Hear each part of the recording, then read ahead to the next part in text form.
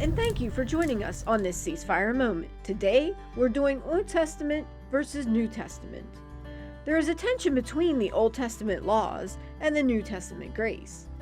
One typically unknown fact about the Torah is that not everything that we today call commandments or laws was called that.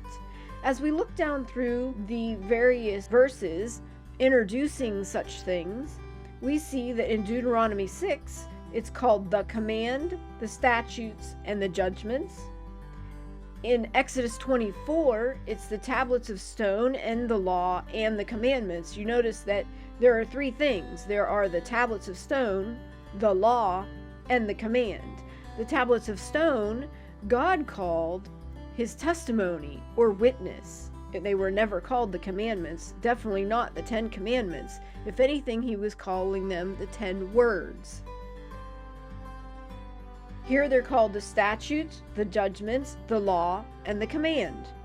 Command is typically singular. I haven't done a study into that to see what that means, but I do notice that it's typically translated as just the command.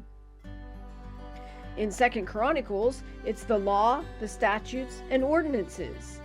In Genesis 26, it's the command, the customs, and the charge.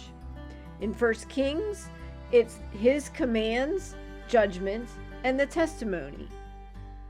And these are all called the teachings or Torah.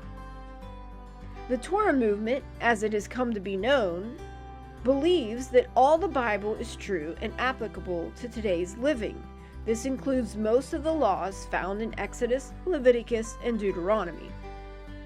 The grace movement says Jesus came and with his blood covered our sins, and that we are now under grace and no longer under the law or have to keep those commandments, because we can't keep them. I've asked several times which ones we can't keep, but I have yet to have anybody answer which ones we can't keep. So let's find out. And if you take time to study the tabernacle or Exodus, there won't be this tension. It would be clear to you that you can't have grace without the law. Thank you for joining us on this ceasefire moment. We hope you've learned something. Join us next time on episode 2 of Grace versus Law.